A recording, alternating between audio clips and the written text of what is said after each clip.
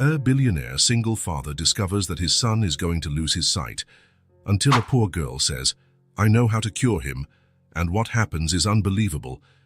Richard Maves straightened his expensive tie and checked his watch for the third time in 5 minutes. He was a man who lived by the clock. Every second counted when you were the most in-demand lawyer in town. "Mr. Maves," his secretary said through the slightly open door, "Judge Peterson called. He said you were right about the Wilson case." Richard nodded without lifting his eyes from the documents. Another victory to add to his flawless record. In 10 years, he had never lost an important case. "Laura, remind me to call Ethan's school. I need to confirm the meeting with his teacher. It's already on your schedule for tomorrow at 4. Do you want me to postpone the meeting with the investors?" "That won't be necessary. I can handle both." Richard always managed to handle everything. It was his special talent. Organizing, planning, executing. People paid small fortunes for his efficiency.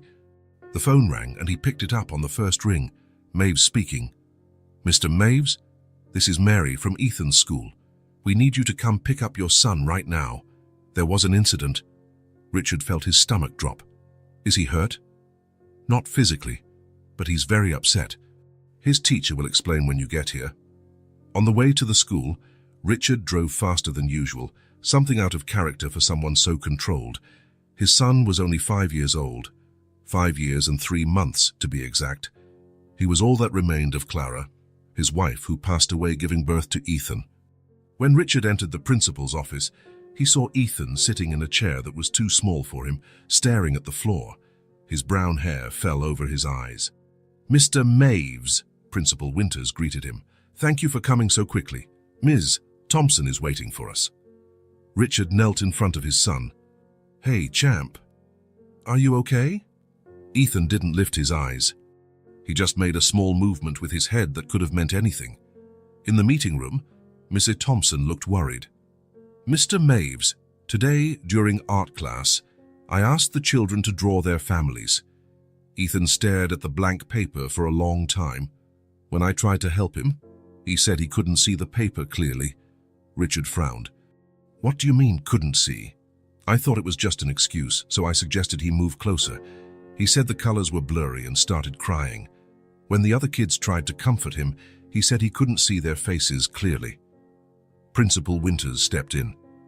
"Mr. Maves, this isn't the first time Ethan has mentioned vision problems. Last month, his PE teacher noticed he was having trouble catching the ball."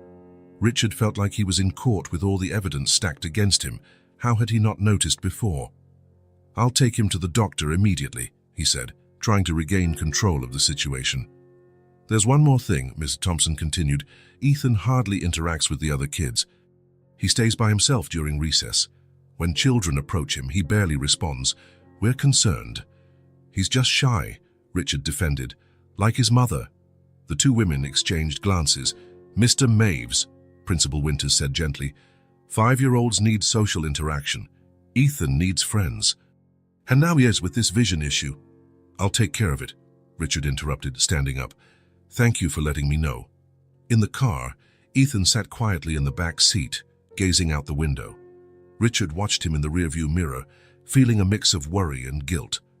"Want to tell me what happened today, champ?" Silence.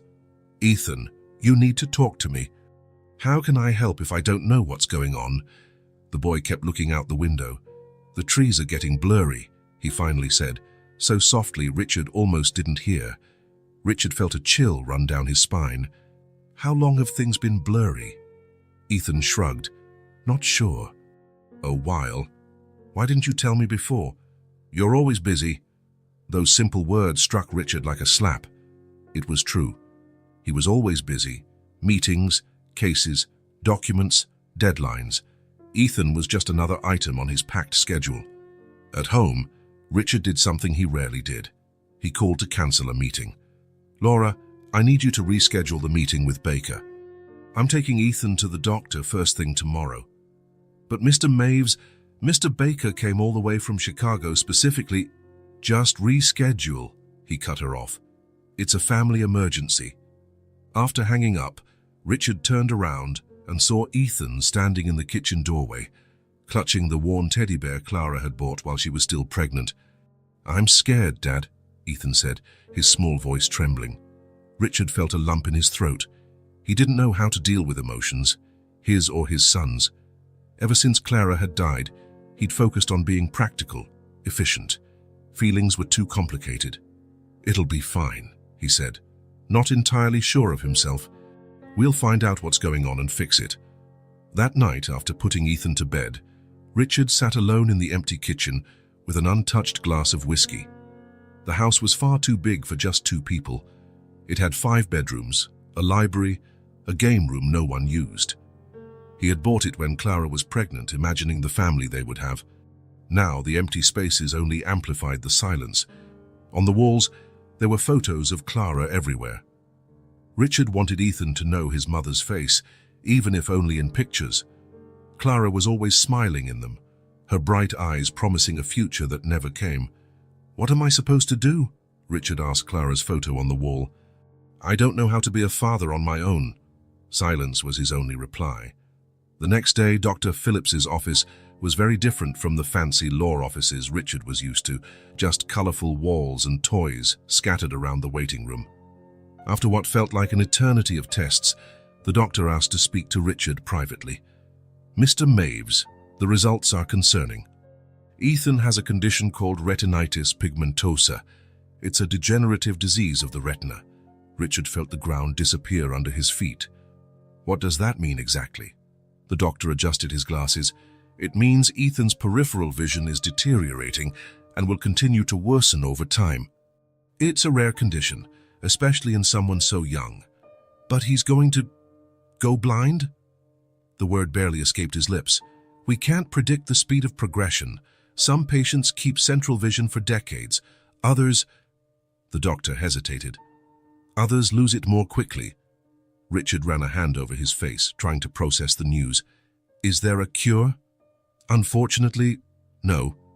But there are treatments that can slow the progression, and there are therapies to help him adapt to the changes in his vision." Richard looked through the glass door. Ethan was in the waiting room, flipping through a book and bringing it closer and closer to his eyes to see the pictures. "How do I tell him?" "He's only 5. With honesty, but without taking away his hope," the doctor replied. "Kids are surprisingly resilient, and he'll need you, Mr. Maves, a lot." On the way home, Richard tried to explain the situation in a way Ethan could understand. "Your eyes are special, champ. They work differently than most people's." Ethan looked at him with those big, innocent eyes, the same eyes that might not see him one day. "Different how?" Richard swallowed. "They'll need extra help. We'll see Dr. Phillips often, and he'll teach us how to take better care of them." "Will I go blind, Dad?" The direct question caught Richard off guard. "I heard the doctor talking," Ethan continued. "When you were in the room." Richard pulled the car to the shoulder. He turned to look his son in the eyes. "I don't know, Ethan, but I know that no matter what happens, I'll be with you. I promise." It was the first genuine promise he had made to his son in a long time. That night, after Ethan went to sleep, Richard cancelled the rest of his week's appointments. His clients could wait. His son could not. Sitting in his home office, surrounded by law books and trophies, Richard felt utterly lost. He was good at fixing legal problems, at winning impossible cases, but he couldn't win this one. He couldn't just fix Ethan's eyes. The phone rang. It was Martin, his partner at the firm. "Richard, what's going on? Laura said you cancelled everything this week. The Henderson case is in 3 days. "Ethan's sick," Richard said, his voice rough. "He has an eye disease. He's going to lose his sight, Martin." There was a long silence on the other end of the line. "My God, Richard, I'm so sorry. Is there anything we can do?" "There's no cure." The words felt bitter in his mouth. "Just treatments to slow it down." "How are you holding up?" The question caught Richard by surprise. No one asked how he was doing. He was Richard Maves, the unbeatable attorney. The man who solved problems, not the man who had problems. "I don't know," he finally admitted. "I don't know how to handle this. Do you want me to take over the Henderson case?" Richard thought for a moment. It was the biggest case of the year. The client would pay a fortune, But suddenly, it all seemed so insignificant. Yes, please. In fact, rearrange my cases for the next few weeks. I need time with Ethan. After hanging up, Richard went upstairs and quietly opened Ethan's bedroom door. The boy was asleep, clutching his worn teddy bear. His rocket-shaped nightlight cast stars on the ceiling. Richard sat on the edge of the bed, watching his son sleep. He realized he hadn't done this in years, simply watched Ethan without checking emails or thinking about the next case. "I'll do better," he whispered, brushing a curl of hair off his son's forehead. "I promise." The next morning, Richard did something unusual. He prepared a special breakfast. Animal-shaped pancakes with chocolate syrup and strawberries. They weren't perfect. In fact, they looked more like blobs with chocolate eyes, but it was a start. When Ethan walked into the kitchen, rubbing the sleep from his eyes, he stopped in surprise at the table. "Did you make all this?" Richard gave a somewhat embarrassed smile. "I tried. I'm not as good as your mother would have been." Ethan approached the table, eyeing the misshapen pancakes curiously. "Is this one an elephant?" "It was supposed to be a rabbit," Richard admitted. To his surprise, Ethan laughed, a small, precious sound Richard rarely heard. "It looks funny," the boy said, sitting down at the table. While they ate, Richard noticed how Ethan tilted his head to see better, how his eyes struggled to focus. How had he missed these signs before? "Ethan," he finally said, "I've been thinking, what if we take a few days just for the two of us?" The boy looked up, surprised. "But what about your work?" "My work can wait." "You're more important." "Really?" Ethan's eyes widened in disbelief. "Really," Richard confirmed. "In fact, I was thinking we could go to the park tomorrow. You know, that big one with the lake and the ducks. What do you think?" A small smile appeared on Ethan's face. "Can we bring bread for the ducks?" "Of course we can," Richard replied. "And we can stay there as long as you like." After breakfast, Richard called Laura at the office. "I need you to cancel everything for the next few days. Martin is already taking over the Henderson case, but please reorganize the rest of my schedule." "Mr. Maves," Laura said, concerned, "there's the speech at the lawyers' conference, and Mr. Baker has already rescheduled twice." "Cancel everything," Richard repeated firmly. "For the first time in my career, I'm not available. My son needs me." When he hung up, Richard felt a weight lift from his shoulders. For years, his job had been his identity, his priority. Now, looking at Ethan sitting on the couch, holding a book close to his face, he realized how much he'd missed because of it. "What are you reading, champ?" Richard asked. Ethan held up the book. "It's about a boy who finds a dragon, but the letters are hard to see." Richard sat next to him. "How about I read it to you?" Ethan's eyes lit up. "Really?" "Sure," Richard said, taking the book. "Actually, we could make it a habit, read together every night." As he read about the boy and the dragon, Richard felt something unusual stir in his chest, a mix of sadness and determination. Sadness for the time already lost, for what Ethan would face in the future. Determination to be present now, to be the father his son deserved. That night, while putting away Ethan's toys, Richard found a drawing under the bed. Two stick figures, one tall, one small, holding hands.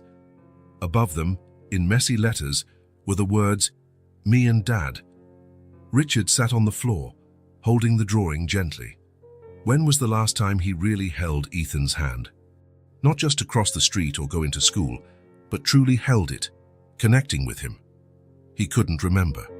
Glancing around the silent house, at the expensive furniture and vacant spaces, Richard realized he had built a life that looked perfect on the outside, but was empty within. Ethan didn't need expensive toys or a huge house. He needed a dad who was there, who really saw him. And now, with Ethan's vision in danger, Richard finally understood what really mattered. Tomorrow, they would go to the park. A simple trip, but to Richard, it felt like the start of a new path. He didn't know what the future held for them, but he knew one thing. From now on, he would be truly present in his son's life. As he closed Ethan's bedroom door, Richard made a silent promise to himself and to Clara. He would be the father his son needed. Not just a provider, but a father in every sense. One who truly saw his child, even if one day Ethan could no longer see him. The next morning, Richard woke before his alarm. He lay there for a few minutes, staring at the ceiling. His mind was already racing, planning the day. On the bedside table, his phone vibrated. It was a message from Laura, his secretary. Reminder: meeting with Petromax at 10 a.m., Henderson case at 2 p.m., conference call with Tokyo at 4 p.m. Richard looked at the message for a long moment. The Henderson case was the biggest of the year, a millionaire client who would pay a fortune. The kind of case that made careers and headlines. Normally, he would already be in the shower, refining his strategy. But today, something was different. He set the phone down and went to Ethan's room. He opened the door quietly and peeked inside. The boy was still asleep, hugging his worn teddy bear. Sunlight filtered through the curtains, illuminating his small face. Richard watched the slight crease on Ethan's brow, even in sleep, as though he was worried in his dreams. He noticed a storybook on the floor, the one they had read together the night before. It was the first time in years that Richard had read Ethan a bedtime story. "We're going to the park tomorrow," he had promised before Ethan went to sleep. "Really?" the boy had asked, disbelieving. "Really?" Richard answered. "I promise." Now, watching his sleeping son, Richard knew exactly what he needed to do. Returning to his room, he grabbed his phone and typed out a message to Laura. "Cancel all my appointments for today. Family emergency." His phone rang almost immediately. "Richard," Laura sounded alarmed. "Is everything all right? I've never seen you cancel an appointment, much less an entire day." "I'm fine, Laura, but I need this day with my son." "What about the Henderson case? They won't allow a delay. You know that." Richard took a deep breath. "Give it to Martin. He has my full support and all my notes." "Are you sure this could be worth millions?" "I'm sure," Richard interrupted. "Some things are more important." When he hung up, Richard felt something strange, a mix of guilt and relief.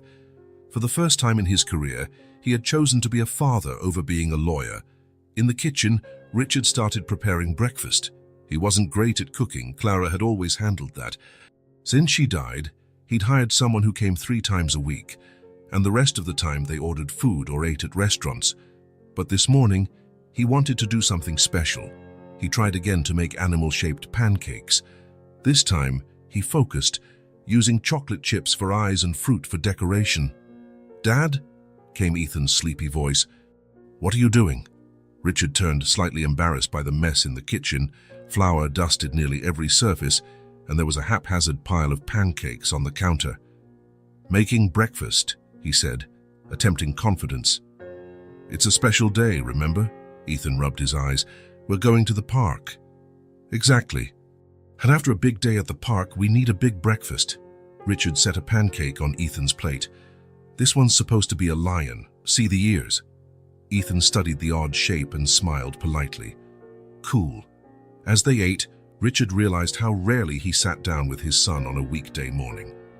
Normally by now, Ethan would be at school and Richard would be at the office.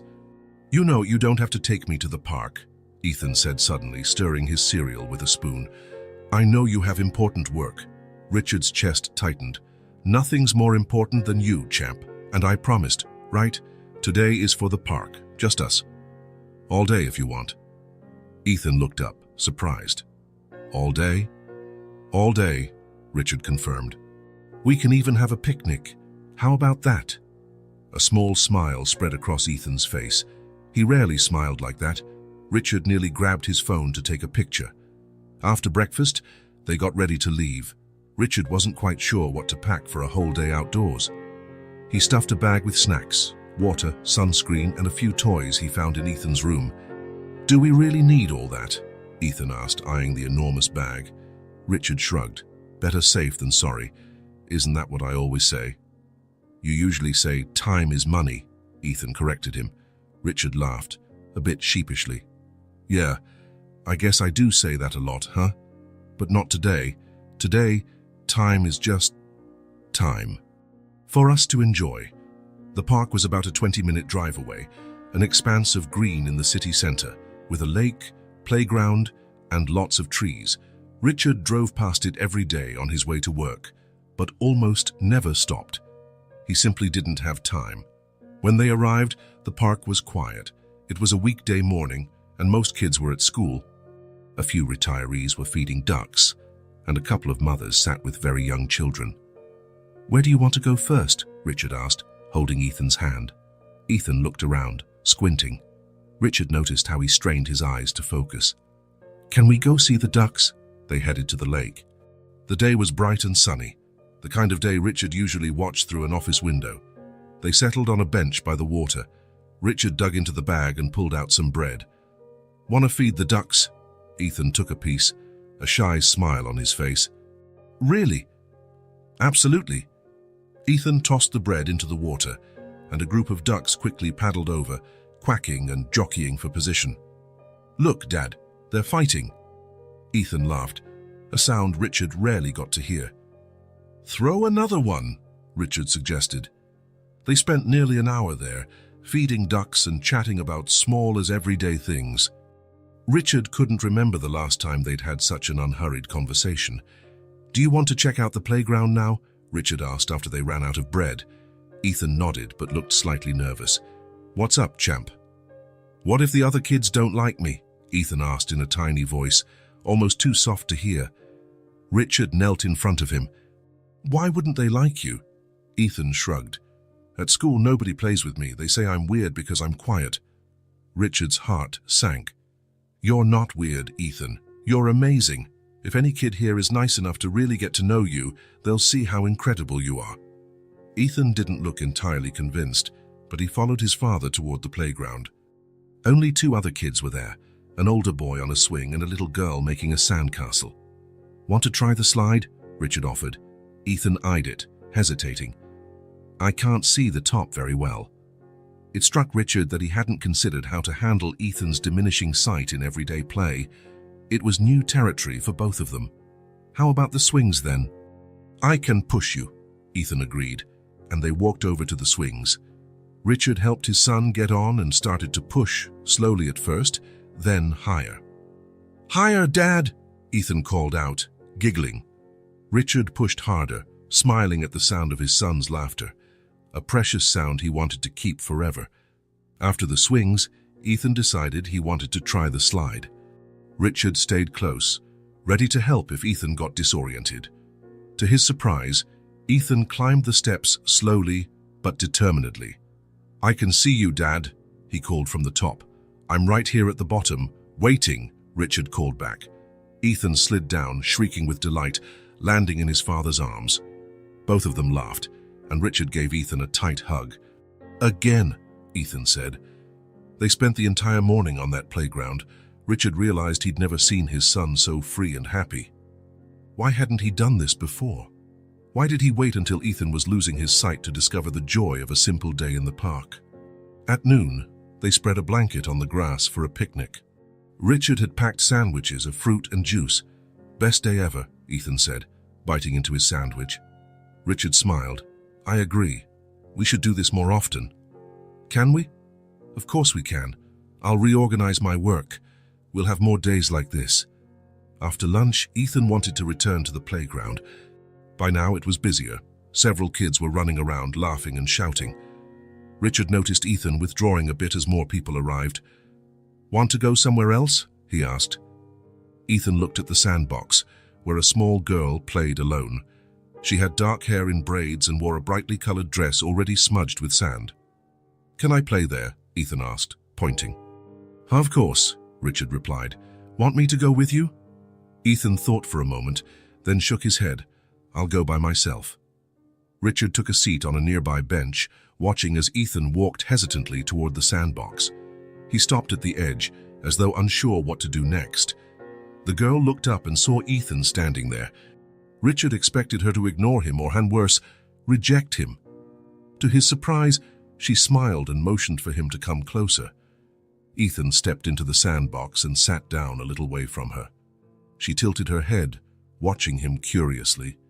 Then she stood, walked over to him and sat down right in front of him. Richard couldn't hear what they were saying. but he saw the girl talking while Ethan listened intently. Then, after a moment, she picked up a handful of sand and showed him something. He leaned closer to see. What happened next almost made Richard's heart stop. Ethan smiled. Not a small, polite smile, but a wide, genuine grin that lit up his entire face, one Richard hadn't seen in a very long time. The girl said something else, and Ethan laughed. It was a clear, light sound that rang across the playground. Richard felt tears welling in his eyes. There was something about that simple scene, his son laughing with a stranger in a sandbox, that affected him more deeply than he could have imagined.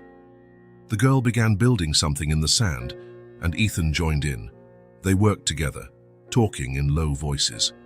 Richard watched, fascinated by how naturally the girl included his son. Eventually, the girl pointed to Ethan's eyes and said something. Ethan looked surprised, then nodded.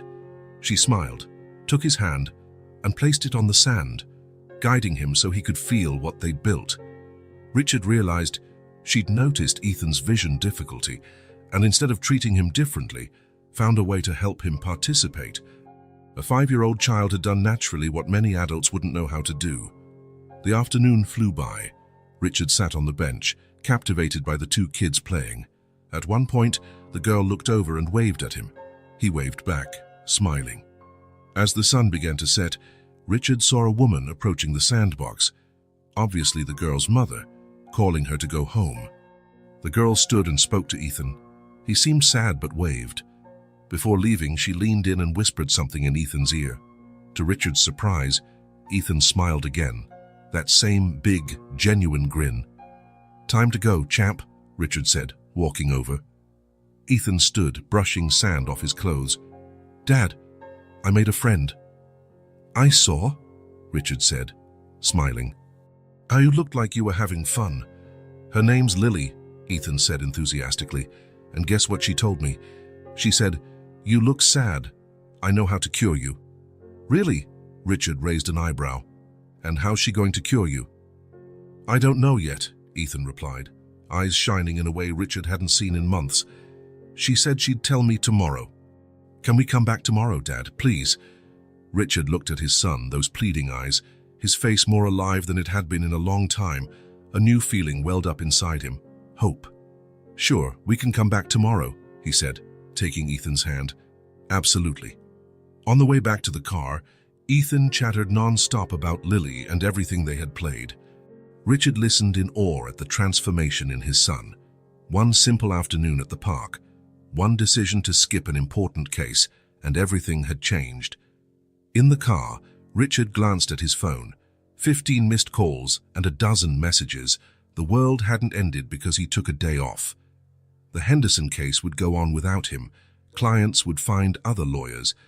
But no one else could be Ethan's father. No one else could restore the light in his son's eyes, only he could. Richard put the phone away without responding to any messages.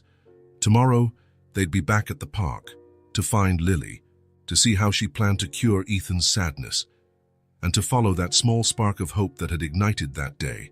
The following days brought changes Richard never imagined, changes so simple yet so profound that he often found himself watching Ethan as if seeing him for the first time. It all started with a request the morning after they first met Lily. "Dad, can we go to the park today?" Ethan asked over breakfast. Richard eyed his son, surprised, not by the question but by the energy in the boy's voice. It was as if a small flame had been lit inside him. "Of course we can, champ. But what about school?" Ethan stirred his cereal, thinking, "We can go after school. Lily said she'll be there at 4. Richard smiled. "Deal. I'll pick you up from school and we'll go straight to the park."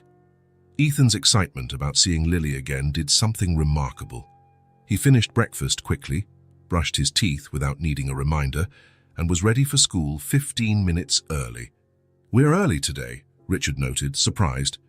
"The sooner I start my day, the sooner I get to see Lily at the park," Ethan answered, with perfect logic. On the way to school, Ethan talked more than Richard had heard him speak in months about Lily, how she taught him to make sandcastles in a special way, how she could imitate animal sounds, how she promised to show him a secret place in the park. Sounds like you really like her, Richard commented. She's nice, Ethan said simply, and she doesn't look at me funny when I can't see things well. That simple statement hit Richard like an arrow. How many times must Ethan have felt different or odd because of his condition? How many kids had shunned him or treated him with impatience? And here was Lily, accepting him exactly as he was. After dropping Ethan off at school, Richard did something else unusual. He rearranged his schedule for the rest of the week, keeping his afternoons free. Martin had taken the Henderson case, but there were dozens of other cases demanding attention. "Laura, I need you to reschedule all my afternoon meetings for the morning," he told his secretary on the phone. "All of them. But Mr. Maves, your mornings are already packed. Then cancel whatever can't be moved. I have an important commitment with Ethan every afternoon this week." There was a pause on the other end of the line. "Mr. Maves, are you sure you're all right? You never cancel appointments, and now..." "I'm all right, Laura. Actually, I'm better than I've been in a long time."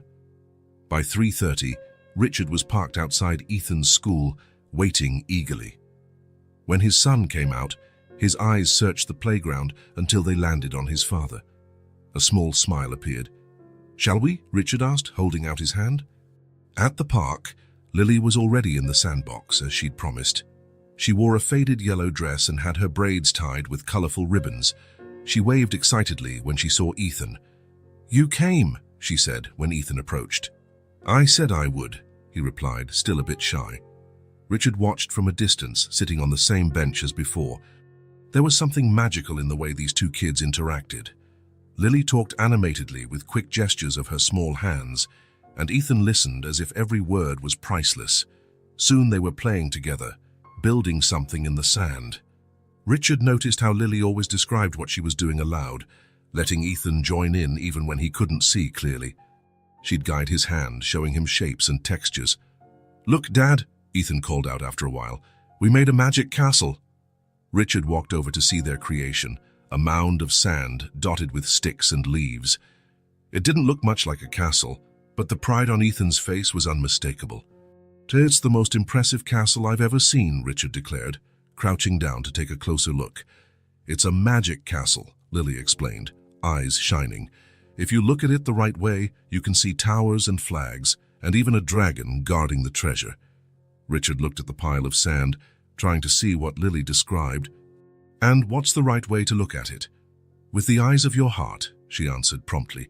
"Not with these." She pointed to her own eyes. Richard looked at Ethan, who seemed to understand exactly what Lily meant. There was a bond between them that went beyond words. That afternoon established a routine. Every day after school, Richard took Ethan to the park so he could meet Lily. Every day the two children played, talked, and laughed together. And every day, Richard watched, amazed at the transformation happening right before his eyes. The first week, Ethan was still reserved, talking more with Lily than with his father. But as time went by, something incredible began to happen. "Dad, look what Lily taught me," Ethan shouted one afternoon, running toward Richard. He was carefully holding a bird feather. "She said if you blow it gently like this," he demonstrated, sending the feather floating. "It's like magic." It was the first time in ages Ethan had started a conversation with his dad, sharing something enthusiastically. On another day, Richard arrived late at the park. Approaching the sandbox, he heard something that made him stop in his tracks. Ethan's laughter. Not a quiet chuckle, but a full-throated laugh that echoed across the playground.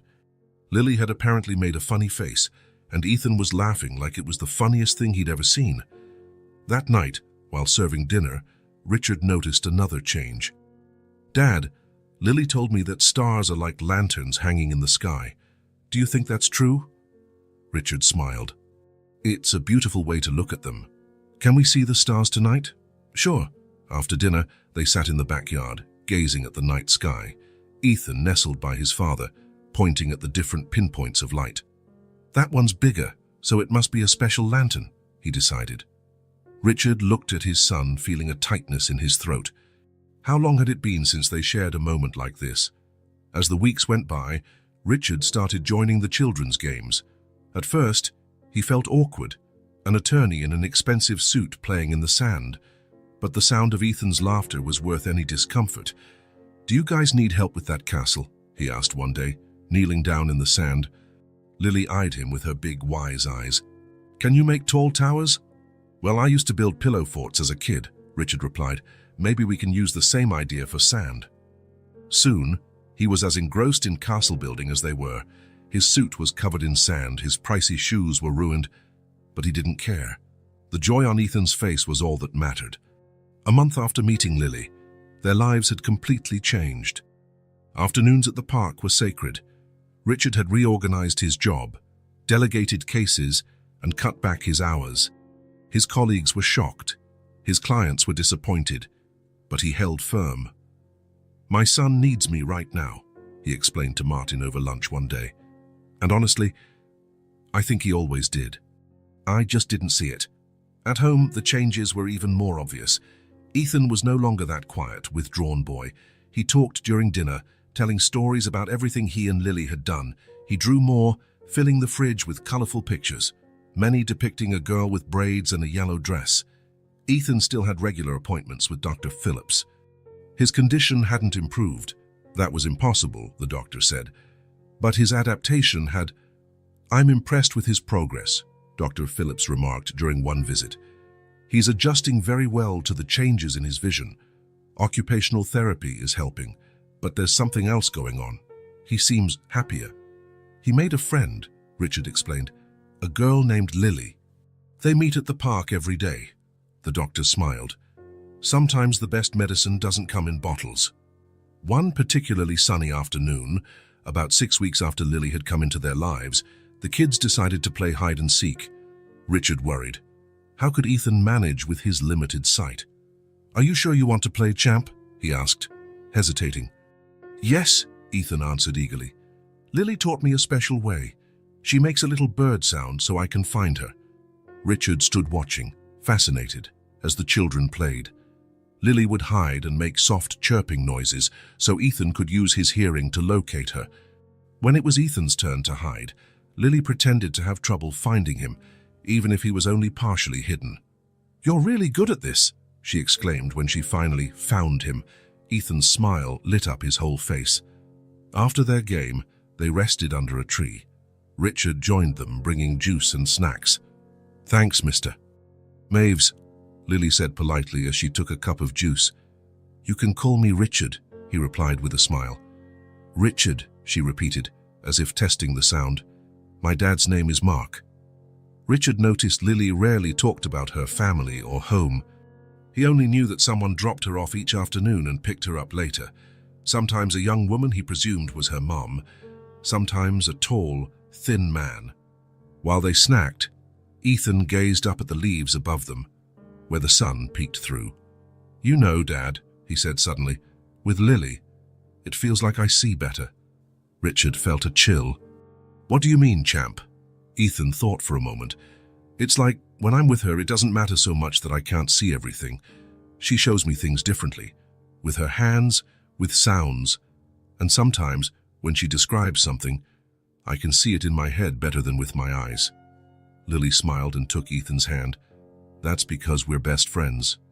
Best friends help each other see things nobody else can." Richard watched the two children beneath the tree, hands linked, the afternoon sun creating a golden glow around them. He felt a surge of warmth and gratitude in his chest. In that moment, he realized what was growing there. This friendship, this connection, this way of seeing the world was priceless. It couldn't be bought with all the money he earned or traded for all the major cases he might win. Ethan's smile, the light in his eyes, the way he spoke and moved with confidence, these were worth more than anything Richard had ever owned.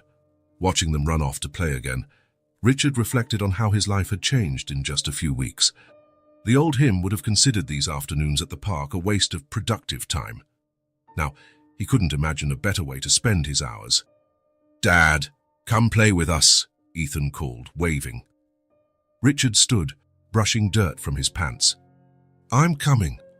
When he joined the children's latest game, Richard realized he wasn't the only one learning to see the world differently. He was too. Somewhere in the midst of those park afternoons, among the sandcastles and the hide-and-seek, the laughter and the made-up stories, Richard rediscovered something he'd lost long ago. the ability to see with his heart. And thanks to a little girl in braids and a yellow dress, both father and son were learning to live again. Really live, not just exist. That night, after tucking Ethan in, Richard found a new drawing on his son's desk. 3 stick figures this time, a tall man, a small boy, and a girl with braids. They were all holding hands under a bright yellow sun. Across the top, in Ethan's childish scrawl, were the words, "My family." Richard sat on the edge of the bed, looking at his sleeping son. "Thank you for teaching me how to see," he whispered, kissing Ethan's forehead.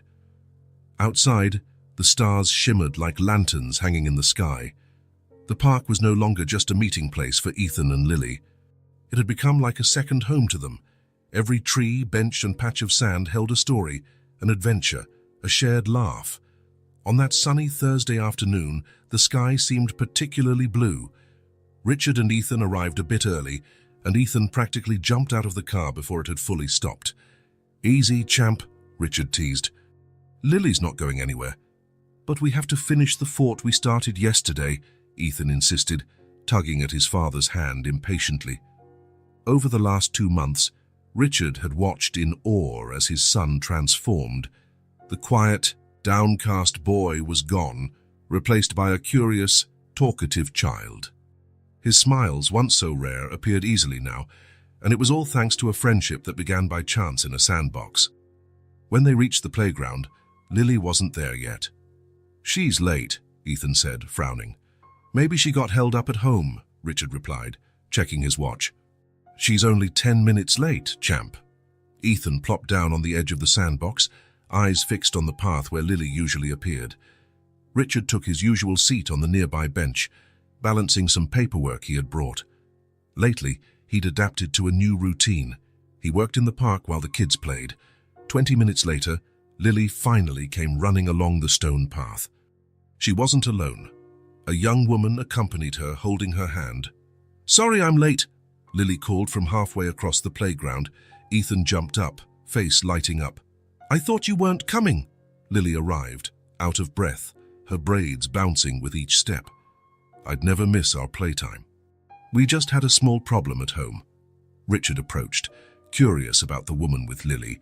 She was young, possibly in her early 30s, with the same dark hair as Lily, though shorter. She wore simple jeans, a colorful blouse, and carried a heavy-looking tote bag. "Hi," she said, extending her free hand. "I'm Sandra, Lily's mom. You must be Richard. Lily talks about you and Ethan all the time." Richard shook her hand. "Pleased to finally meet you. Ethan can't stop talking about Lily either." Sandra smiled, a warm, genuine smile that reminded Richard of Lily's. "Sorry we're late today. I had a last-minute delivery." "A delivery?" "Cakes," she said, lifting the tote bag. "I bake cakes to order." "Actually, I brought something for you." She opened the bag and took out a small cardboard box. "Chocolate cupcakes. Lily said Ethan loves chocolate." Richard was taken aback. "Oh, you didn't have to go to any trouble." "It's no trouble," Sandra replied. "It's the least I can do. Lily comes home so happy these days. Her friendship with Ethan means the world to her." Richard glanced at Ethan and Lily, who had already run off to the sandbox. "It means a lot to Ethan too, more than I can say." Sandra checked her watch. "I have another delivery, so would you mind keeping Lily for a bit longer? My husband will pick her up at 6. "No problem," Richard said. "We'll be here until then." After Sandra left, Richard sat back on the bench, sampling one of the cupcakes. It was delicious, dense, moist, with just the right amount of sweetness. As he worked through some documents, he couldn't help overhearing Ethan and Lily's animated conversation. "My mom baked 10 cakes last night," Lily was saying, shaping small piles of sand.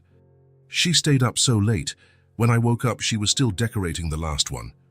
"Does your mom make cakes every day?" Ethan asked, clearly fascinated. "Almost. Sometimes they're big birthday cakes. Sometimes they're small, like these cupcakes. She's the best cake maker in the whole world." "What about your dad? What does he do?" Ethan asked innocently. Richard glanced up from his paperwork, interested in the answer. Lily continued patting the sand. "My dad's looking for work right now. He used to build big buildings, but his company closed.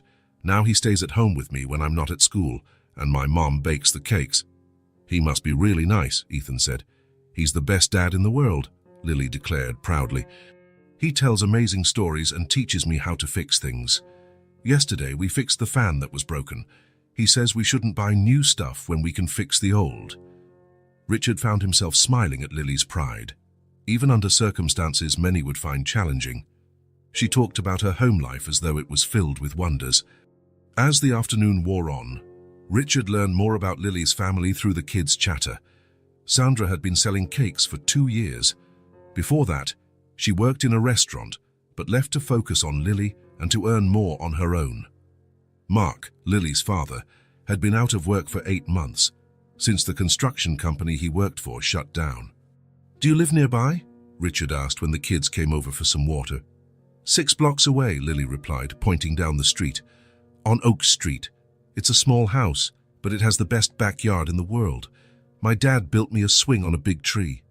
"That sounds wonderful," Richard commented. "It's the best place ever," Lily exclaimed. "We have plants everywhere. My mom loves flowers, and my dad painted my room yellow because it's my favorite color." Richard felt a twinge of something, not quite envy, but a wistful admiration. The way Lily described her simple home sounded warmer than any description Ethan could give of their 3-story mansion. After the kids went back to the sandbox, Richard mulled over what he'd just heard. Their family facing financial struggle, but apparently rich in other ways money couldn't buy. He thought of his own situation, a successful lawyer with financial security who, until recently, barely knew his own son. At 6 o'clock, a tall, thin man walked into the park. Lily waved excitedly. "That's my dad," she cried, running over to him. Mark looked older than Richard expected, maybe late 30s. He had dark hair like Lily's, streaked with grey at the temples, and a kind face lined with worry. He wore faded jeans and a flannel shirt with rolled-up sleeves. "Daddy! Daddy!" Lily jumped into his arms. "This is Ethan, my best friend, and that's his dad, Richard." Mark set Lily down and held out his hand. "Mark Thompson, nice to finally meet you. Lily hasn't stopped talking about you." Richard shook his hand, calloused and strong, the hand of someone used to manual labor. "Richard Maves. Likewise. Ethan and Lily have become inseparable." Mark smiled, ruffling Lily's hair. "I've never seen her so excited about a friend before. You two have become really important to her." While they chatted, Ethan whispered something to Lily. She beamed and looked at her father. "Daddy, can Ethan come to our house sometime?" Mark looked mildly surprised but smiled. "Of course, sweetheart, if his dad says it's okay." 4 heads turned to Richard. "Please, Dad," Ethan begged, eyes full of hope. "I want to see her house." Richard hesitated for only a moment. "If it's not too much trouble for you." "Not at all," Mark answered. "We'd love to have you. How about Sunday? Sandra doesn't have any deliveries on Sundays." "Sunday sounds great," Richard agreed. Ethan and Lily both lit up with matching excited grins. On Sunday, Richard drove slowly down Oak Street, searching for the house number Mark had given him. It was a modest neighborhood. Small, tidy houses lined the street. "That's it," Ethan said, pointing to a light blue house with a small garden in front. Richard parked and studied the home for a moment. It was tiny compared to his mansion, a sloped roof, small but bright windows, and a front yard filled with potted flowers of every shape and color. "Let's go, Dad." Ethan was already unbuckling his seatbelt. Before they reached the front gate, the door swung open and Lily rushed out in her signature yellow dress. "You made it," she squealed, hugging Ethan. Mark and Sandra followed close behind, smiling and waving. "Welcome," Sandra called. "Come on in." The inside was exactly how Richard had imagined it, small but incredibly cozy. The living room had a worn but clean sofa adorned with bright handmade cushions. The walls were decorated with framed crayon drawings, clearly Lily's creations, and family photos. "It's modest," Mark said, almost apologetically, "but it's home." "It's lovely," Richard said sincerely. A delicious smell wafted from the kitchen, mingling with the scent of fresh flowers in vases. A shelf held board games and a few books, and a well-worn guitar leaned in the corner. "Come see my room." Lily grabbed Ethan's hand, pulling him down the hallway. Sandra smiled. "Go ahead. I'll finish up lunch. I hope you like lasagna." While Mark gave Richard a quick tour, Richard couldn't help noticing the little details that revealed so much about this family: photos of birthdays past, children's drawings taped to the fridge, a calendar on the wall with cake delivery dates written in neat rows. A home where every inch was lived in and loved. The backyard was small, but as Lily had promised, featured a big tree with a swing. Mark explained how he built it using recycled materials. "You don't need much to be happy," he said. "Just enough." Lunch was served at a tiny kitchen table that barely sat 5. Sandra's lasagna was incredible, and she'd baked a chocolate cake for dessert, Ethan's favorite, that made Richard understand why her cupcakes were so popular. The meal was filled with laughter and stories. Mark shared tales of his old construction job. Sandra talked about how she started baking, and Lily frequently interjected with her own colorful commentary. Richard noticed how relaxed Ethan seemed, talking and laughing more than he ever did at home. There was something about the warmth of this little house that brought out the best in him. After dessert, the kids ran off to the backyard to try the swing. Richard helped Sandra clear the dishes, despite her polite protests. "You have a wonderful home," he said, drying a plate. Sandra smiled. "It's not big, but it's full of love. And that's what really matters, right?" "Yes," Richard agreed, thinking of his own vast, nearly empty house. "It really is." On the drive home, Ethan couldn't stop talking about everything he'd seen and done. The swing in the backyard, the drawings on Lily's bedroom wall, the stories Mark had told. "Their house is cool, isn't it, Dad?" Ethan asked, eyes shining despite his limited vision. "It's very cool," Richard replied. "It's not as big as ours, but it feels happier." That innocent observation hit Richard like a punch to the gut. "What do you mean, champ?" Ethan thought about it. "They're always laughing and talking and doing things together. Our house is so big, but sometimes it's so quiet." Richard swallowed hard. "You're right. We need to change that." When they got back to their imposing mansion, Richard saw it with fresh eyes.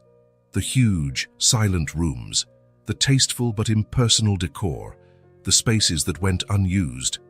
Compared to the Thompsons' cozy, bustling home, his place felt more like a museum, beautiful but lifeless. That night, after putting Ethan to bed, Richard sat in his office, deep in thought. He remembered Lily's proud voice as she spoke of her unemployed dad, Sandra's tired but content smile as she served homemade lasagna, Mark's stories about building and fixing things. Then he thought about Lily herself, how she had brought color back into Ethan's world, showed him how to see with more than just his eyes, filled their quiet lives with laughter and stories. A wave of gratitude so intense it nearly overwhelmed him coursed through Richard. How could he repay a family who, without even trying, had saved his? His eyes fell on a stack of resumes on his desk. His firm was hiring a new facilities manager to oversee maintenance in several offices across the country, someone with Mark's skills. Richard picked up the phone, his mind alight with possibilities. It wouldn't be charity, the firm truly needed someone like Mark. And Sandra's cakes. The office often ordered baked goods for meetings. Maybe there was a way to give back, without diminishing this family's pride, something that honored the lives they'd built through hard work and love. Richard smiled as he scribbled notes. For the first time in ages, he felt genuinely inspired, not by a legal challenge or a high-profile client, but by something far more valuable, the chance to make a difference for people who had changed his life. Early Monday morning, after visiting the Thompsons, Richard arrived at the office before usual. He'd spent half the night planning. When Laura came in with the day's schedule, he was already on his third coffee. "Morning, Mr. Maves, you're in early." Richard nodded, gesturing for her to sit. "Laura, I need your help with some changes." For the next hour, he outlined his plan. Laura listened, jotting notes and occasionally raising an eyebrow. After all, it wasn't every day that Richard Maves, known for his near-obsessive dedication, decided to overhaul his professional life. "So, in summary," Laura said, "you want to create a new facilities manager position, reduce your personal caseload, and switch our baked goods supplier for office events." Richard chuckled. That's it in a nutshell. May I ask what brought on these sudden changes? Richard twirled a pen between his fingers. Let's just say I've recently discovered the value of some things money can't buy. That same afternoon, after his scheduled meetings, Richard drove to Oak Street. He'd called Mark earlier, asking to talk privately. He parked outside the light blue house, feeling a mix of nerves and anticipation, emotions he rarely felt, even before major trials. Mark greeted him on the porch, looking a bit anxious. "Richard, is everything okay? Is Ethan all right?" "He's fine. Better than ever," Richard reassured him. "I actually wanted to discuss something else with you. Mind if we walk?" As they strolled the quiet neighborhood, Richard explained about the open position. He described the responsibilities, the salary, significantly higher than Mark's previous job, and the benefits. "This isn't charity," Richard emphasized. "My firm genuinely needs someone with your experience. Our last facilities manager retired 3 months ago, and we haven't found the right fit." Mark stopped walking, eyeing Richard with an expression that was hard to read. "Why me? There must be dozens of construction supervisors in town." Richard held his gaze. "Because I've seen how you handle your home, how you improvise solutions with limited resources. I've seen the pride Lily takes in how you fix things. I need someone who doesn't just understand construction, but who knows the value of every dollar spent. Someone who'll treat the office like it's his own house." Mark fell silent for a long moment. "I don't want this to be about the kids," he finally said. "I don't want a job out of pity." "It's not pity," Richard said firmly. "It's an opportunity. I have 5 offices across 3 states that need regular oversight. I need someone dependable, who knows the field. Yes, I met you through our kids, but I'm offering this job because of what I've seen in you." After a few more questions, Mark agreed to come to the office for a formal interview. "I'm not promising anything," he cautioned. "I need to see if it's really something I can do." "That's fair," Richard replied. "And there's one more thing." Richard mentioned his plan to regularly order cakes and sweets for the office, for birthdays, meetings, and corporate events. "We currently buy from a bakery downtown, but after tasting Sandra's cakes, well, there's no comparison. Would she be interested in supplying our events?" Mark broke into a grin. "You'd have to ask her, but I can tell you it would be a dream come true. Sandra's always wanted to expand, but we haven't had the capital or contacts." When they returned, Sandra was in the kitchen, covered in flour. The smell of vanilla and cinnamon filled the air. "Richard, what a nice surprise. Lily and Ethan aren't here." "I'm actually here to talk business," Richard said, "with both of you." Sandra listened carefully as he described the possibility of weekly orders, event catering, and the potential for even larger commissions. Her eyes widened at the numbers. "That's more than I make in 2 months," she murmured, sounding both thrilled and overwhelmed. "It's just an offer," Richard clarified quickly. "I understand if it's too much or—" "No," Sandra laughed. "Not too much. Just, it sounds too good to be true." "Everything happens for a reason," Richard said seriously. "You have no idea how much Lily has done for Ethan. For both of us, really. I'm not offering anything you don't deserve on your own merits. But I won't pretend I'm not grateful." Sandra exchanged a look with Mark.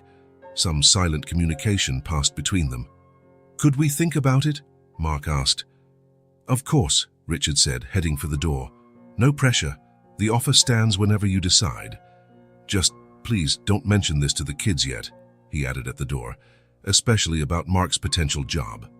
I don't want Lily or Ethan thinking anything will change between them." 3 days later, Mark showed up at the firm for the formal interview.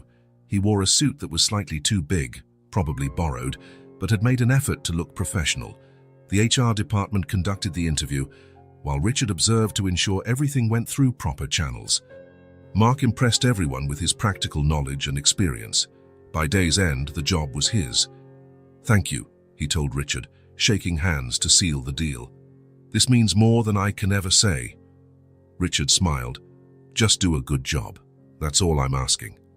As for Sandra, she agreed to start with smaller office orders to see if she could handle the volume. The first time her cupcakes were served at a board meeting, Richard had the pleasure of seeing normally stoic executives squabble over the last one. Within weeks, Maves and Associates had a new facilities manager who was incredibly dedicated and a new go-to cake supplier for every event. But the biggest changes of all were happening in Richard's personal life. Sticking to his plan, he significantly reduced his hours. He delegated cases, turned down new clients, and reorganized his schedule so he could be home every afternoon. The firm could run without him for a few hours a day, he discovered. The world didn't end if he wasn't available 24/7. Ethan, on the other hand, needed him, and now Richard was there. Every afternoon, after picking Ethan up from school, they had a ritual. Sometimes they'd go to the park to meet Lily. Other times, they'd stay home and explore new hobbies together. Richard discovered he liked cooking, something he'd never tried. They started with simple recipes: pancakes, cookies, mac and cheese. Often, the results were disastrous, but the laughter they shared was worth every failed attempt. "I don't think it's supposed to be black," Ethan observed one afternoon, regarding a tray of charred cookies. Richard laughed, ruffling his son's hair. "Maybe we need Sandra to give us lessons, huh?" Another day, they tried building a model airplane. Used to precision in his legal work, Richard felt frustrated when tiny pieces slipped through his fingers.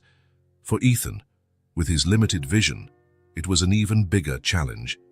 "We need a magnifying glass," Ethan said after his third failed attempt to glue a miniature part. The next day, Richard showed up with the biggest magnifying glass he could find. Together, patiently and with plenty of laughter, they finally finished the model. It wasn't perfect, several pieces were crooked, but it was theirs. The little plane took pride of place on Ethan's shelf. Even their nights changed. Instead of working late in his office, Richard spent at least an hour reading to Ethan before bed. They started with easy books, then moved on to longer stories that took several nights to finish. "Just one more chapter, Dad," Ethan would plead whenever Richard tried to stop. Discovering he loved those quiet evening hours as much as Ethan, Richard almost always gave in. The transformation in Ethan was visible to everyone. His posture, once hunched and guarded, was now upright and assured. His voice, once a timid whisper, filled the house with questions, comments, and laughter. Even the way he walked changed. His steps were more certain, as though he knew exactly where he was going, despite his visual limits. One Saturday, as they walked through the mall to buy Ethan new clothes, he'd grown considerably in the past few months. They passed a music store. Ethan stopped, fascinated by the guitars in the display window. "Lily's dad has a guitar," he remarked. "He plays songs for us sometimes." Richard looked at his son, noticing the spark of interest in his eyes. "Would you like to learn how to play?" Ethan's face lit up. "Could we?" "Sure. We can learn together." That same afternoon, they left the store with 2 guitars, a small one for Ethan and a regular-sized one for Richard, and a promise to take weekly lessons. The guitar lessons became another ritual.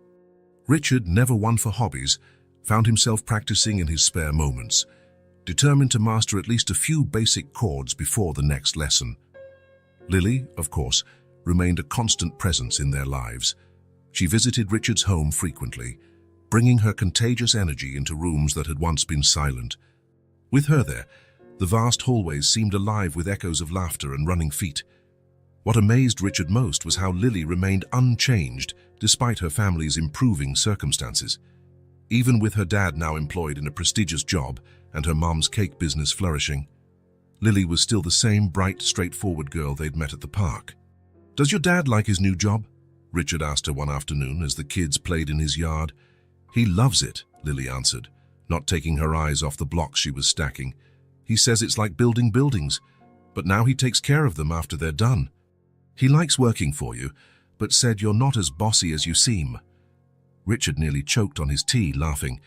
"He said that, did he?" "Oops!" Lily clapped a hand to her mouth, eyes dancing with mischief. "Maybe I wasn't supposed to tell." That disarming honesty was what made Lily so special. She spoke her mind without filters. In a world Richard was used to, full of half-truths and hidden agendas, her sincerity was like a breath of fresh air. A month into Mark's new job, Richard received an unexpected call during a meeting. It was Ethan's school. "Mr. Maves, this is Principal Winters. There was a small accident at recess. Ethan's fine upon, but we think you should come get him. Richard's heart pounded. I'm on my way. Without hesitation, he excused himself from the clients, letting Martin finish. A few months ago, he'd have considered it unthinkable to abandon an important meeting. Now he didn't think twice. At school, he found Ethan in the nurse's office with a bandage on his knee. What happened, champ? He asked, gently examining the scrape. We were playing tag, Ethan explained, sounding more excited than hurt. I fell, but I didn't cry. The nurse smiled. He was very brave, but we thought we should call you because he bumped his head too.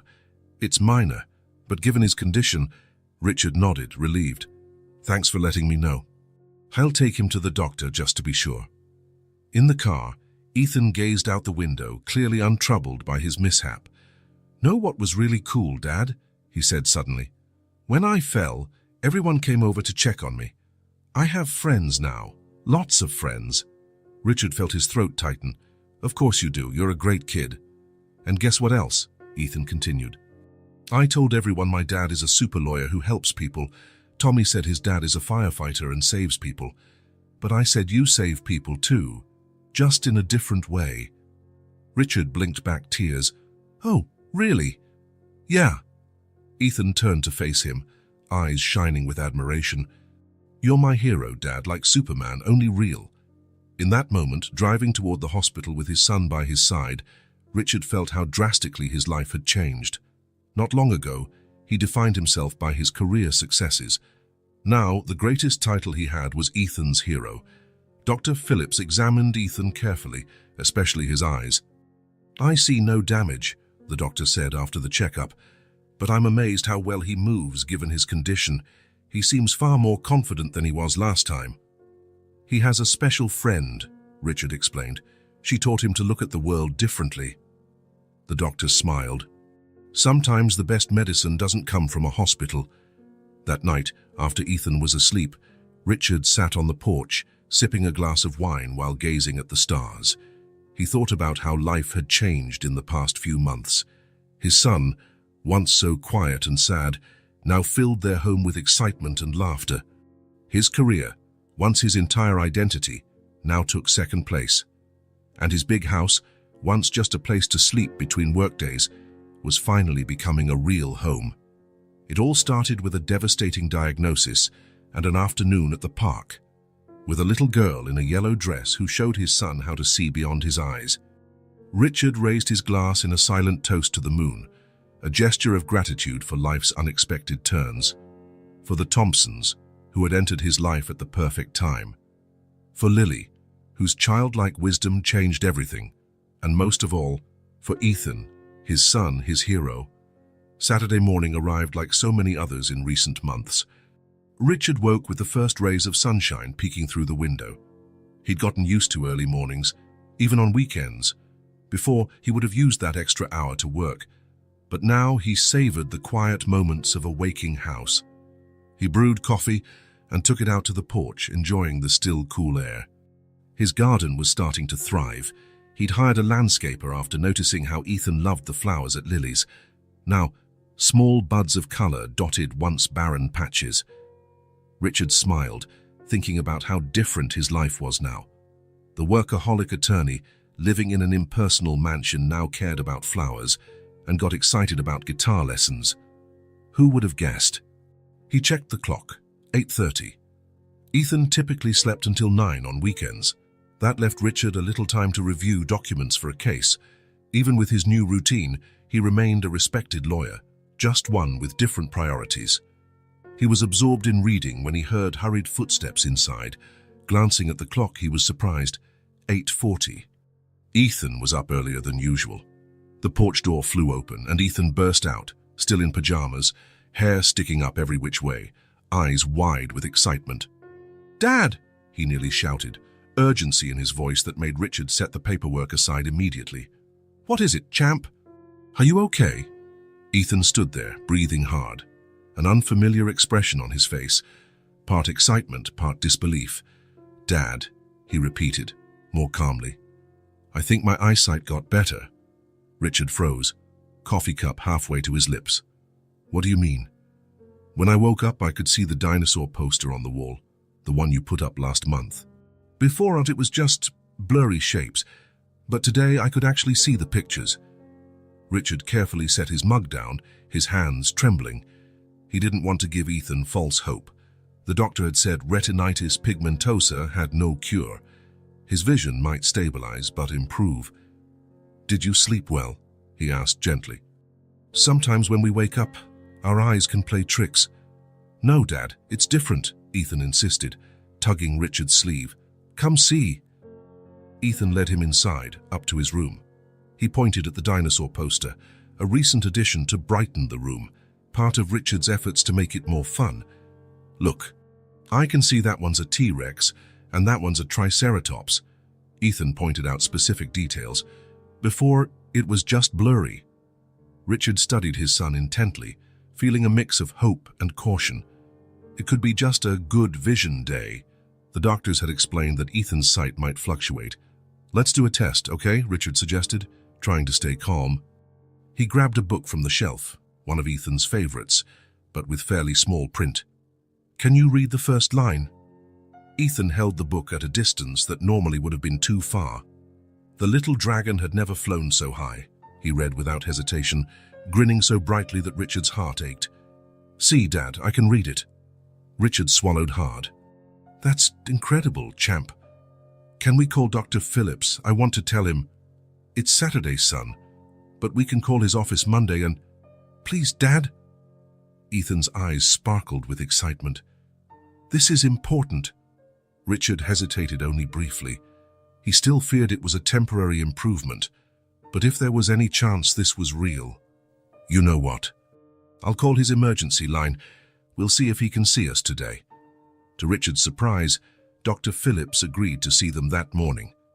"It's probably just a fluctuation," the doctor cautioned over the phone, "but let's check it out." Over breakfast, Ethan was too excited to eat. He kept asking, what if Lily was right? Richard looked puzzled. "Right about what?" "She said she'd cure me, remember? That first day at the park." Richard felt a lump in his throat. He remembered it perfectly, the little girl in a yellow dress telling Ethan, "You look sad. I know how to cure you." "Lily's special," Richard answered carefully. "But eye diseases need doctors, champ." Ethan shrugged, a little smile on his lips. "Maybe. But Lily said sometimes you have to learn to see with different eyes, so your real eyes can get better." Richard was touched by the innocent wisdom of that statement. In a way, that was exactly what had happened. Ethan had learned to see the world differently, through stories, sounds, textures, through a friend at Dr. Phillips' office. Richard watched anxiously as the doctor ran a series of tests. Ethan sat patiently in the exam chair, answering questions eagerly. Dr. Phillips maintained a neutral, professional expression. After almost an hour, he asked Richard to step into his office while Ethan waited in the reception area, flipping through a magazine, something he hadn't been able to do a few weeks ago. Inside the cramped office, Dr. Phillips studied the test results. "Well," Richard asked, unable to mask his anxiety, "is it just a normal fluctuation?" The doctor removed his glasses, rubbing the bridge of his nose, a gesture Richard had come to recognize as a sign of deep thought. "Mr. Maves, in medicine, we learn to be cautious with any pronouncements, especially in cases like Ethan's." "I understand," Richard said, bracing for disappointment. "But," the doctor continued, "today's tests show something surprising. His condition has stabilized." Richard blinked. "Stabilized? Meaning?" "Meaning it's not getting worse, not at the rate we initially observed." Dr. Phillips shuffled some papers. "When we first diagnosed Ethan, his peripheral vision was deteriorating quickly. Now it seems to have stopped. Is that even possible? I thought retinitis pigmentosa was always progressive." "It is progressive, as yes, but the rate can vary a lot. Sometimes there are periods where the disease doesn't advance, for months, even years. In very rare cases, especially in children, we might see small improvements in central acuity, even if peripheral vision remains compromised." "So he really is seeing better?" Richard's voice cracked on the last word. "According to these tests, yes. There's a slight increase in his central vision. This isn't a cure. The underlying condition is still there. But for now, he's genuinely seeing a bit better than at our last check. Richard gripped the arms of his chair to steady himself as relief, joy, and disbelief washed over him. How is that possible? Dr. Phillips gave a small, kind smile. Medicine doesn't have all the answers, Mr. Maves. We know the human brain is remarkably adaptable, especially in children. Sometimes, if part of the vision is compromised, the brain adjusts, maximizing what's left. He hesitated, observing Richard. If you'll allow me a non-scientific observation, Ethan seems different. The first time I saw him, he was so quiet, withdrawn, almost apathetic. Today he was brimming with stories about playing guitar, about Lily, about picnics in the park. Richard nodded, at a loss for words. Emotional well-being has a profound impact on how we cope with any medical condition, the doctor went on. I'm not saying happiness cures organic diseases, but it can definitely help the body use its resources better. What does this mean for his future? Richard asked, finally finding his voice. We continue treatment and therapy. Keep monitoring him closely. I can't promise this stabilization is permanent, but for now, Dr. Phillips smiled again. For now, let's celebrate the good news. Returning to the waiting room, Richard found Ethan hopping off his chair. So, was I right? Can I see better? He asked, eyes full of anticipation. Richard exchanged a glance with the doctor, who nodded encouragingly. Yes, champ. The doctor confirms your condition has stabilized. You really are seeing a bit better. Ethan's face lit up with a smile so bright that Richard had to quickly turn away, pretending to organize some papers. He didn't want his son to see the tears threatening to spill. Outwardly, he maintained composure, a small smile, a steady hand on Ethan's shoulder. But inside, Richard was sobbing with relief, gratitude, and a hope he hadn't dared name before now. During the drive home, Ethan pointed excitedly at everything he could see more clearly: road signs, billboards, birds in the sky. Can I tell Lily? He blurted, practically bouncing in his seat. She has to know. Of course. Want me to call her parents now? No! Ethan looked horrified. I want to tell her in person. Can we have a picnic tomorrow at the park, like we used to, with Lily? Richard chuckled. Sure, champ. I can play guitar for her. I learned that new song, remember? I remember. I'm sure she'll love it. As soon as they got home, Richard called Mark while Ethan went off to practice his guitar. They planned a picnic for the next day. Is something up? Mark asked, noting the excitement in Richard's voice. Good news, Richard answered, still in disbelief. Ethan will tell you tomorrow. That night, Richard could hardly sleep. Every time he closed his eyes, he heard Dr. Phillips saying, "It's stabilized." Simple words that meant the world. He knew it wasn't a cure. Retinitis pigmentosa was still there, still threatened Ethan's vision. But for the first time since the diagnosis, there was real hope, a small miracle. And Richard knew exactly whom to thank for that miracle. Sunday dawned bright and warm, the perfect day for a picnic. Ethan was up early, carefully packing his guitar and helping prepare sandwiches. Richard watched, touched by how confidently Ethan moved around the kitchen, such a contrast from a few months ago. Think they'll be late? Ethan asked for the third time, peering out the window. We said noon and it's only 11. Richard laughed at his son's impatience. When they arrived at the park, the Thompsons were already there, spreading a checkered cloth under the same tree where the kids used to play. Lily ran to greet Ethan as soon as she saw him. I have a surprise for you, she announced, holding a small box decorated with colorful stickers. I have a surprise too, Ethan replied, nearly bursting with excitement. Richard and Mark shared amused looks as they set out the food. Sandra had brought a chocolate cake, Ethan's favorite, plus sandwiches and fresh fruit. The picnic was simple but perfect. After they ate, Ethan couldn't hold back any longer. He asked for everyone's attention and told them about the doctor's findings, demonstrating how he could read things from a distance that used to be impossible. I knew it, Lily cheered, clapping her hands. I told you I'd cure you. The adults laughed, but something in Lily's absolute confidence made Richard's heart flutter. In a way, Lily really had cured Ethan, not of his physical condition, but of the sadness and isolation that had consumed him.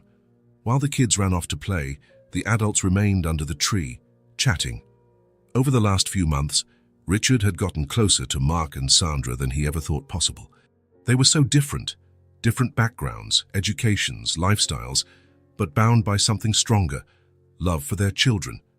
"Ethan is like a different boy," Sandra remarked, watching him chase after Lily. The first time Lily met him, he hardly said a word. Now look at him. It was true.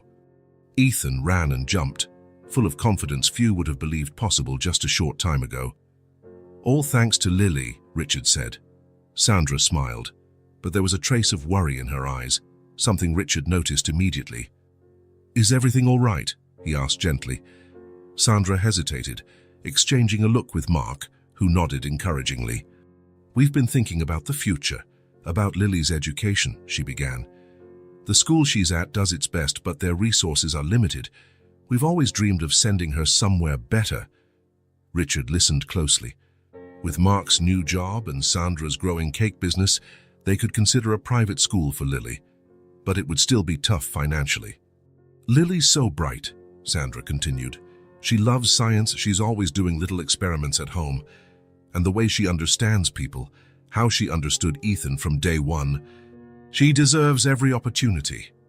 Richard thought of the little girl who had changed his family's life, who taught Ethan to see with more than his eyes, who chased away his loneliness with a single smile. "We'll make it happen," he said, a surge of determination filling him. "She's too special." Mark frowned. "What do you mean?" "The St. Luke Academy," Richard replied. "That's where Ethan goes. They have an incredible science program, dedicated teachers. Lily would fit right in."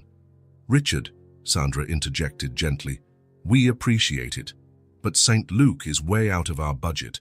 Even with our new income, the tuition—" "I'm not offering to pay," Richard clarified quickly, guessing their worry. "I'm on the school board. I can help her apply for a scholarship. They have a program for exceptional students, and Lily definitely qualifies." Mark and Sandra stared at him in surprise. "That would be amazing," Sandra admitted, "but we don't want to take advantage of our friendship." "It's not taking advantage," Richard insisted. "It's recognizing talent. Lily would earn it on her own merits. And honestly," he glanced at the kids, now hunched over something near the lake, "it would also be good for Ethan to have Lily around." Their conversation paused when Ethan hollered for them to come see a family of ducklings near the water. The group got up to watch the small ducks swim in line behind their mother.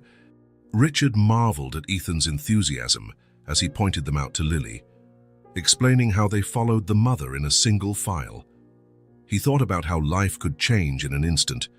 A few months ago, he'd heard the worst possible news, a diagnosis that meant his son might lose his sight forever. Now they were celebrating not just an unexpected stabilization, but also a deeper transformation. Ethan had found his voice, his confidence, his joy. And it all began with a young girl in a yellow dress who approached a sad little boy in a sandbox and said, "I know how to cure you." Maybe the biggest cure wasn't for Ethan's eyes, Richard thought, but for his heart, and, in a way, for Richard's as well. The first day of school after summer break felt special that year. Richard parked a short distance from the main gate, watching families saying goodbye to children clad in crisp uniforms, colorful backpacks in tow, faces lit with excitement or nerves. He straightened his tie. He had an important hearing later, but nothing would make him miss this moment. In the back seat, Ethan fussed with his new uniform, glancing repeatedly out the window. "Do you think Lily's here already?" he asked for the third time in 5 minutes. "They're probably on their way," Richard said, checking the time. Mark said they'd leave home at 7:30. As if on cue, a familiar car pulled up a few spots away. Mark got out from the driver's side while Sandra opened the back door. Then Lily stepped out, wearing the same uniform as Ethan, her braids decorated with blue ribbons that matched the school emblem. "There she is," Ethan exclaimed, already undoing his seatbelt. When the two families met on the sidewalk, the children immediately stuck to each other like magnets. "Do you like your uniform?" Lily asked, twirling to show hers off. "It's comfy," Ethan answered. "And look, our badges match." "We're in the same class," Lily said with great authority. "We'll study together every day now." Sandra adjusted Lily's backpack. "Remember what we talked about, if you need anything." "I know, Mom," Lily said patiently. "Talk to the teacher." The adults exchanged smiles. Even in a brand new setting, Lily's confidence remained unshakable. "Ready, champ?" Richard asked, crouching to Ethan's level. The boy nodded, his eyes shining behind new glasses, an extra precaution recommended by Dr. Phillips, even though his vision had stabilized. "I'm ready," Ethan said, and as if sensing the emotion on his father's face, he added, "Don't worry, Dad. Lily will be with me." Richard swallowed hard and smiled. "I know you'll both do great." The bell rang, signaling that all students should head in. For a brief second, Richard saw hesitation flicker over Ethan's features, a shadow of his old timidity. Then Lily held out her hand. "Shall we go together?" she asked. Ethan returned her smile and took her hand. "Together." The four adults watched as Ethan and Lily walked to the gate, hands clasped, bright smiles, steps in perfect unison. There was no fear, no uncertainty in their posture, only excitement and confidence. "Feels like just yesterday that I saw them playing in the sandbox for the first time," Sandra said, voice thick with emotion. Richard nodded, words failing him. He watched his son, so self-assured now, heading toward a new chapter of life. The quiet, forlorn boy had been replaced by a vibrant, fearless child. At the school entrance, the kids turned back to wave.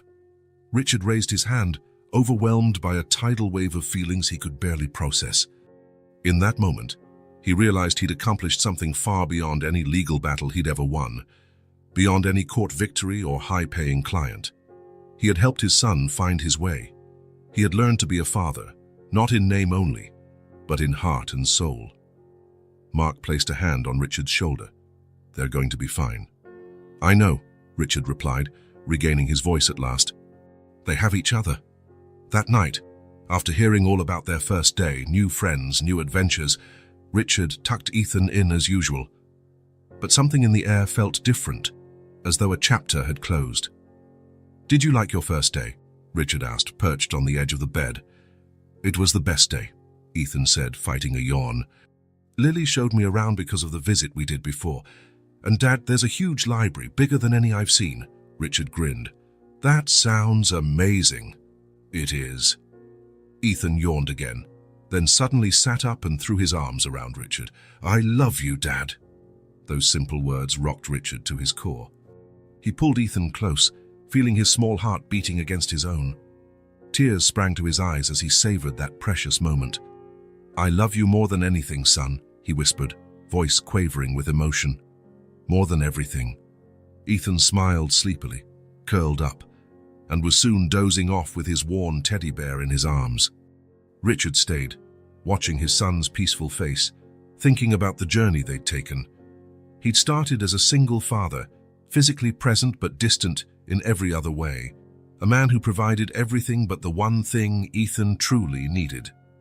Now, listening to Ethan's quiet breaths and the soft rustle of sheets, Richard knew something fundamental had changed. He was no longer just a single father, he was a whole father. If this story touched your heart, subscribe to the channel and turn on notifications so you don't miss the next ones. Leave a like because it helps this story get recommended to more people. See you in the next story.